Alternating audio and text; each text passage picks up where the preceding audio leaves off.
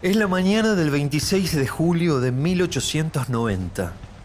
Hace frío y aún quedan rastros de rocío en las calles. Más de 1.200 hombres armados llegan hasta el centro porteño con un objetivo: tomar el parque de artillería y levantarse contra el gobierno de Miguel Juárez Celman.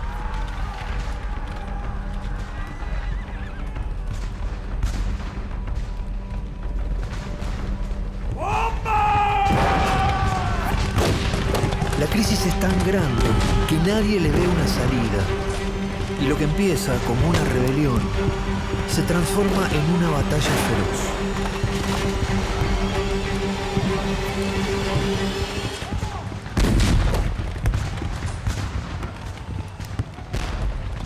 El pueblo, cansado de los atropellos de los poderosos, sale a las calles. De un lado, un abogado de extracción popular organiza las masas para defender sus derechos políticos. Del otro, el partido gobernante pone a uno de sus mejores hombres al frente del operativo.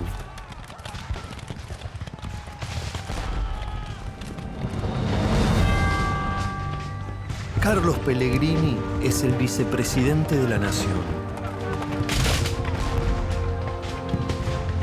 Él tampoco está de acuerdo con las políticas del presidente, pero es el encargado de defender la autoridad del gobierno y sofocar la revolución. ¡No queda ni uno!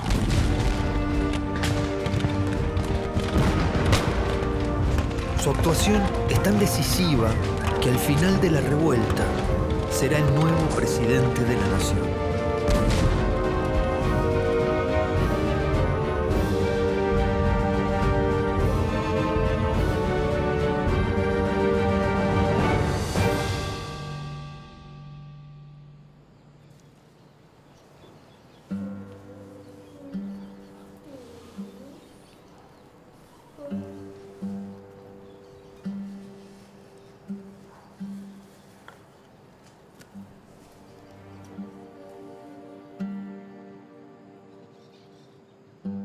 Carlos Enrique José Pellegrini nace el 11 de octubre de 1846 en la ciudad de Buenos Aires.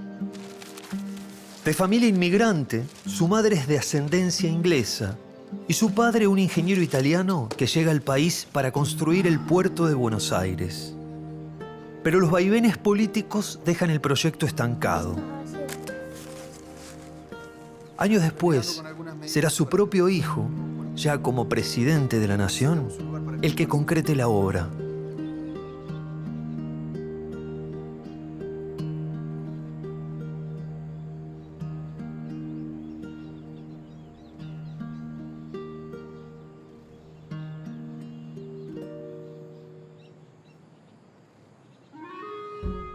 El niño Carlos Pellegrini crece leyendo las mismas revistas que sus padres. Publicaciones inglesas que debaten la realidad política europea. Además, su tía materna lo incentiva a aprender el inglés antes que el español. Por ese motivo, su acento queda marcado por un tinte extraño y sus amigos lo apodan el gringo. En 1862 se anota en la Facultad de Derecho, pero 2 años después debe interrumpir sus estudios para luchar en la guerra de la Triple Alianza.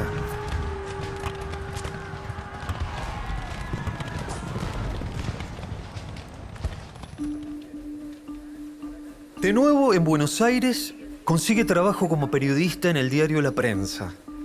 Mientras tanto, prepara su tesis de doctorado. Elige un tema candente en esos momentos: el sistema electoral. En épocas de fraude y corrupción en las urnas, Pellegrini propone una gran campaña de educación cívica, pero su propuesta no tiene mucho eco. Decide entonces entrar en la arena política, ya no como analista, sino como candidato. Sí, juro. Cuando asume como diputado provincial en 1872, lo hace con ganas de debatir y meterse de lleno en la actividad de la Cámara.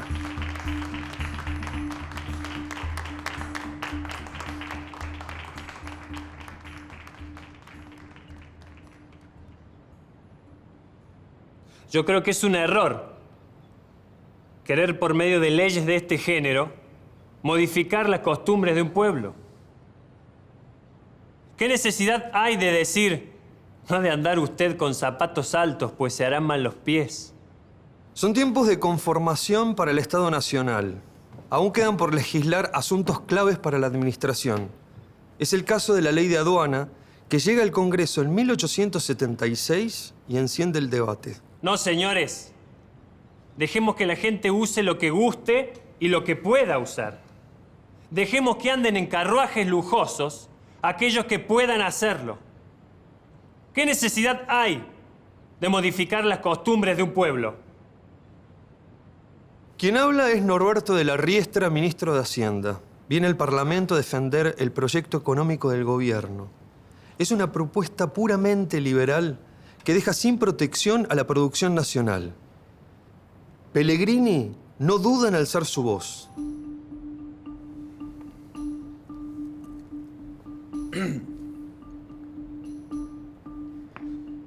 Se me dice, por regla general, cuanto mayor introducción hay, tanto más movimiento comercial, tanto más desarrollo de la riqueza hay. Diré, es cierto. Pero ese aumento de la importación no en todo tiempo es necesario y conveniente. Si el libre cambio desarrolla la industria que ha adquirido cierto vigor y le permite alcanzar todo su esplendor posible, el libre cambio mata a la industria naciente. Las posturas son claras y antagónicas. Por un lado, quienes plantean la necesidad de que el Estado acompañe y proteja a la industria nacional. Por el otro, quienes creen en un comercio sin restricciones, donde el mercado se regule a sí mismo.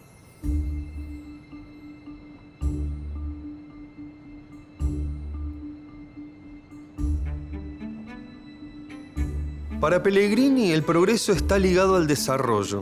Es el precursor de las ideas industrialistas en la Argentina y las expone cada vez que puede en los debates de la Cámara Baja. Ese es el rasgo principal que lo distingue del resto de los políticos conservadores. Es liberal, pero cree en la industria. Busca el progreso material, pero sin dejar de lado los valores cívicos. La carrera política de Pellegrini continúa en ascenso. El presidente Avellaneda lo convoca para un cargo estratégico. Lo nombra ministro de Guerra y Marina. Crea el Cuerpo de Artillería Naval y otros organismos para las distintas fuerzas. Pero su mayor desafío en la gestión llega en junio de 1880, cuando una rebelión estalla en el corazón de la provincia de Buenos Aires. El gobernador bonaerense Carlos Tejedor se levanta en armas contra el gobierno nacional.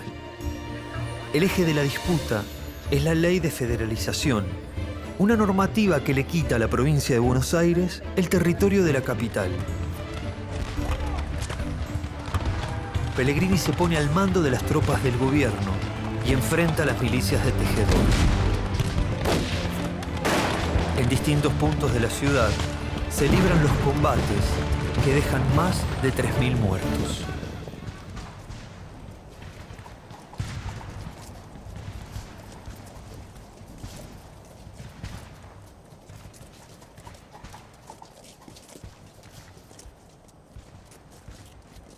Pellegrini no está solo para dar la batalla.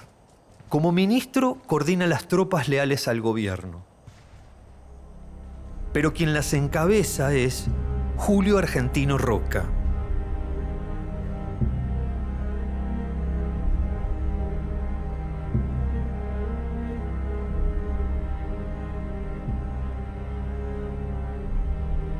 Roca es una figura cada vez más protagónica de la escena política argentina. Viene de una extensa campaña en el sur que le vale el título de conquistador del desierto. Su fama está en alza y su posición dentro del Partido Autonomista Nacional también. Entre Pellegrini y Roca nace una alianza poderosa que los hace avanzar hasta los cargos más importantes de la República.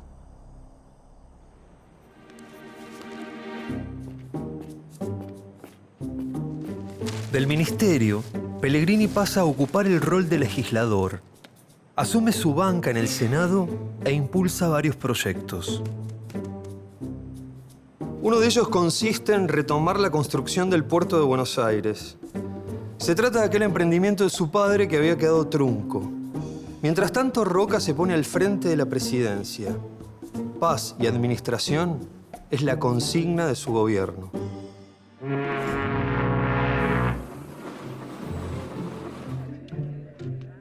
El sostén intelectual del gobierno de Roca es la llamada generación del 80.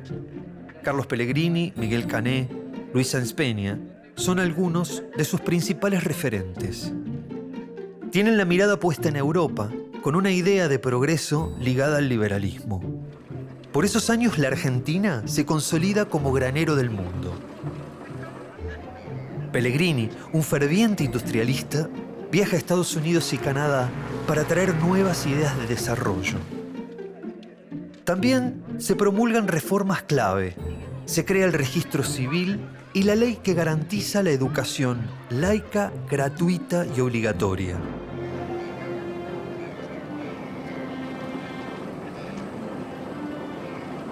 El éxito de las exportaciones genera un clima más que propicio para la estrategia de acumulación de poder de Roca. Pero Pellegrini no cree en el conservadurismo puro. Por eso es el gran complemento de las políticas del presidente.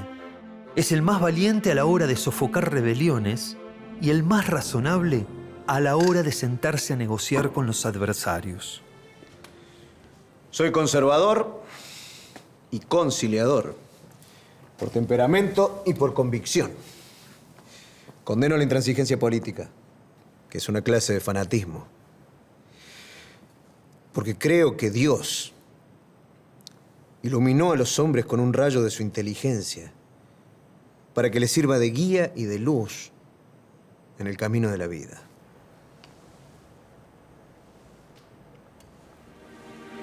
La relación entre Roca y Pellegrini se afianza con los años.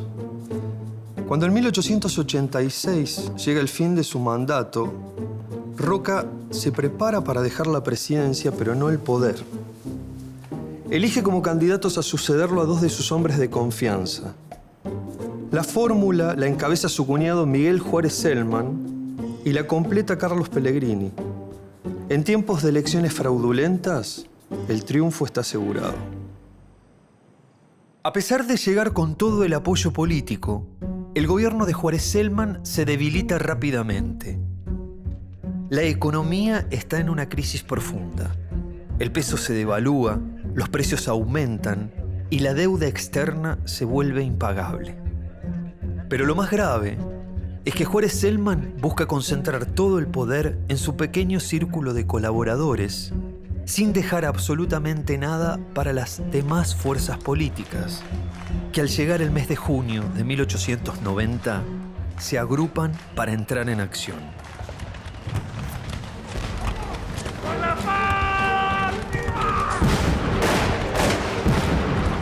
El radical Leandro N. Alem es el líder de la revuelta contra el gobierno. Junto con otros opositores, toman por asalto el parque de artillería. Carlos Pellegrini deja su rol de presidente pasivo y se pone al frente de la resistencia.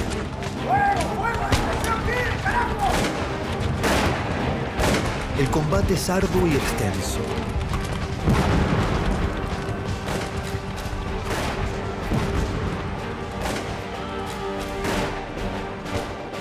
Después de 3 largos días, Pellegrini logra la rendición de Alem. Pero el clima está lejos de aquietarse. Apenas 2 días después, el pueblo vuelve a las calles. Más de 30.000 personas copan la avenida Córdoba para exigir cambios en el gobierno.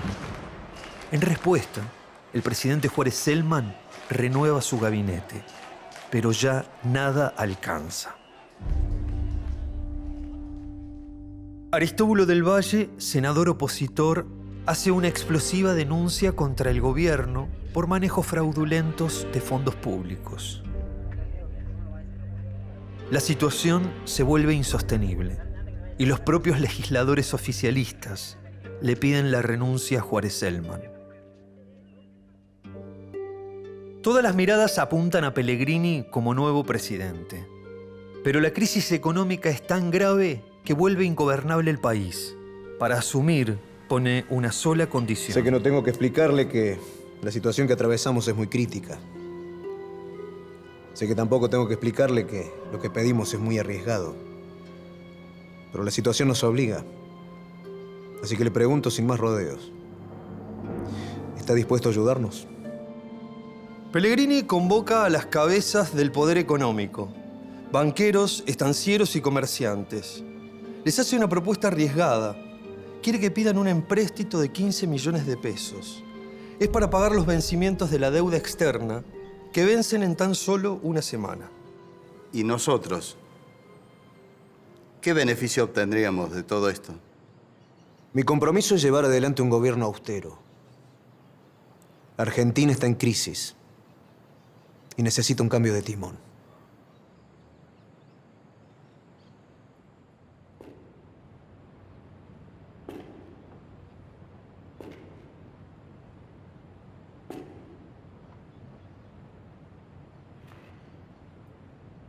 Con la aprobación de los grupos poderosos, Pellegrini asume la presidencia. Sí, juro. No es el escenario ideal, pero está dispuesto a dar la batalla. Me dirán, ¿qué hay que hacer entonces? Lo que hace el agricultor cuando pierde su cosecha. Aguantar. Se aprieta la barriga y se economiza todo lo que se pueda mientras se vuelve a sembrar. Proteger la industria por todos los medios. Y dejarse de bolsas y tesoros y bimetalismo y música celestial.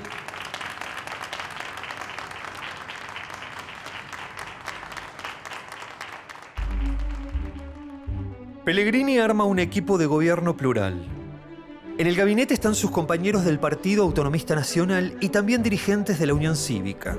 Pero hay una figura que sobresale. Julio Argentino Roca, ministro del Interior, el hombre más influyente del gabinete y, por qué no, de la Argentina. Entre sus principales medidas, Pellegrini nacionaliza las obras sanitarias que habían sido privatizadas por Juárez Celman. Para manejar la crisis monetaria, crea el Banco Nación y en el terreno político también se prepara para avanzar con reformas. Libera las trabas a la prensa y los diarios opositores al gobierno vuelven a entrar en circulación. En un gesto de conciliación, Pellegrini dicta una amnistía para aquellos miembros del ejército que hayan participado de la revuelta contra Juárez Celman. Por esta medida y su gran muñeca política para salir de la descomunal crisis del año 90, se gana el apodo con el que entrará en la historia, el piloto de tormentas. Otro punto en la agenda de Pellegrini es la reforma electoral. A diferencia de sus compañeros de partido, cree que es tiempo de cambiar las reglas de juego. Así, ordena el armado de un nuevo registro cívico en todo el país y abre los padrones electorales para que los ciudadanos puedan anotarse libremente. También reforma la ley electoral de la Ciudad de Buenos Aires, modificando la forma de elección del Consejo Deliberante.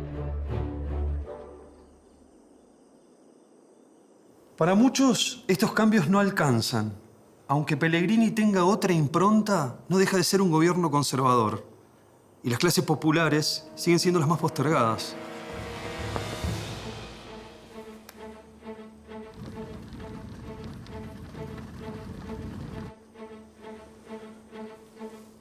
El 19 de febrero de 1891, esta exclusión se vuelve violencia.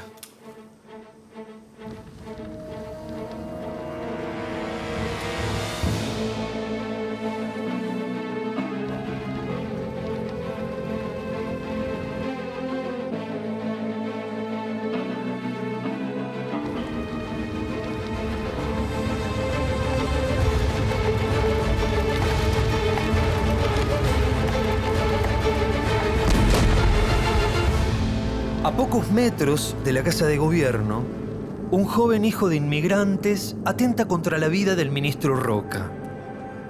Pero el disparo no acierta. Roca persigue a su agresor y logra atraparlo. El atentado pone en evidencia un clima de tensión social que empieza a afectar cada vez más a Pellegrini, que incluso piensa en renunciar, pero lo convencen para que siga y a regañadientes acepta continuar.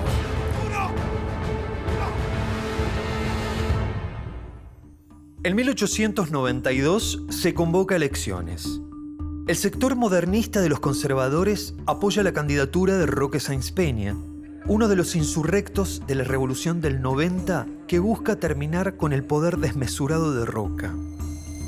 Pellegrini y el joven candidato tienen varias cosas en común, pero el presidente es ante todo fiel a su amigo. Es por eso que obstaculiza la candidatura de Roque Sáenz Peña y en su lugar favorece la de su padre, Luis Sáenz Peña, un jurista de escasa vocación política y mucho más manejable. Gracias a las reformas de Pellegrini, la elección de 1892 es la más limpia y participativa del período conservador. El nuevo presidente le ofrece a Pellegrini un lugar en su gabinete como ministro de Guerra y Marina.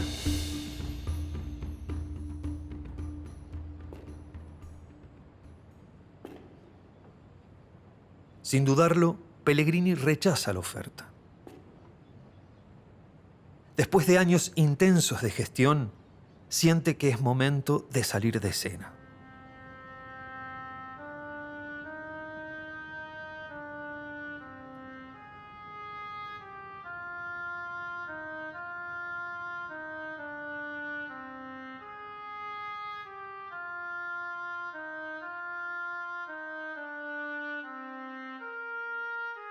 Pellegrini se retira de la vida política por 3 años. Vuelve en 1895, elegido como senador. No pierde vigencia y sigue siendo una figura importante dentro del partido. Incluso lo tientan para que sea candidato a presidente en las elecciones de 1898.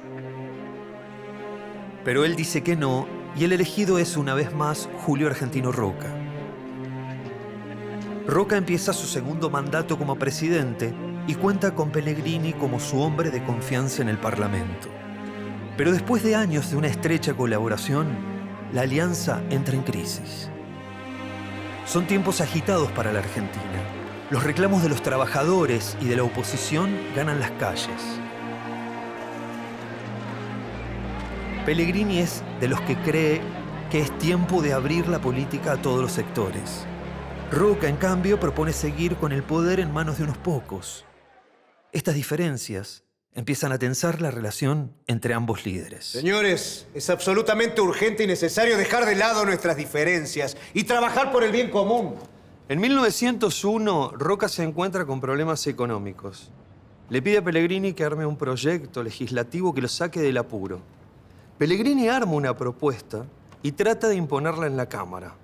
En el manejo de los intereses públicos, hay ciertas cosas en que la opinión o las acciones de los poderes públicos pueden variar. Pero hay ciertos asuntos que requieren unidad y persistencia de propósito. Pellegrini discute y debate con legisladores de todas las facciones. Finalmente, logra media sanción en el Senado. En ese orden de cosas se encuentra todo lo que se refiere a nuestras relaciones exteriores y todo lo que se refiere al manejo de la hacienda pública. Fuera del Senado, el rechazo a la medida crece. Roca no quiere pagar ese costo político y retira el proyecto de la Cámara sin siquiera consultar a Pellegrini. Esto termina por dinamitar la relación entre ambos. La posición de apertura de Pellegrini no es la que triunfa. Los sectores más conservadores siguen aferrados al poder. Esto provoca nuevos levantamientos, como la Revolución Radical de 1905. Desde su bancada en el Congreso, Pellegrini busca una vez más sacudir el tablero político. Nuestra historia política de los últimos 15 años es la historia política sudamericana. Círculos que dominan, círculos que se rebelan, opresiones y revoluciones, abuso y anarquía. Pasan los años Cambian los actores. Pero el drama o la tragedia es siempre la misma.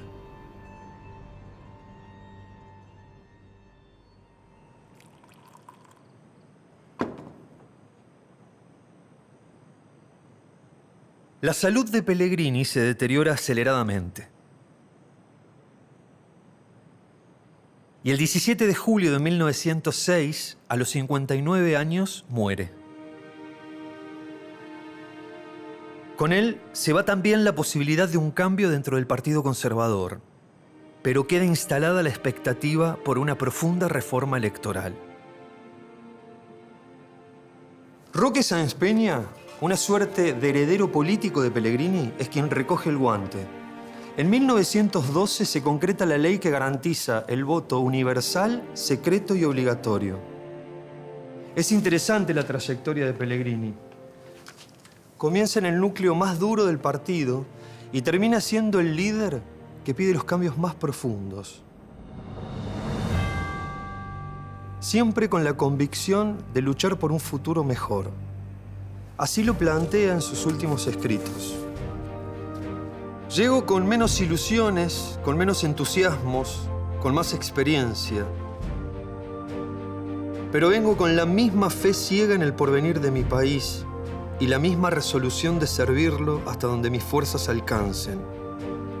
El voto electoral no es solo el más grande de nuestros derechos, sino el más sagrado de nuestros deberes. Es el voto lo único que levanta y dignifica al ciudadano.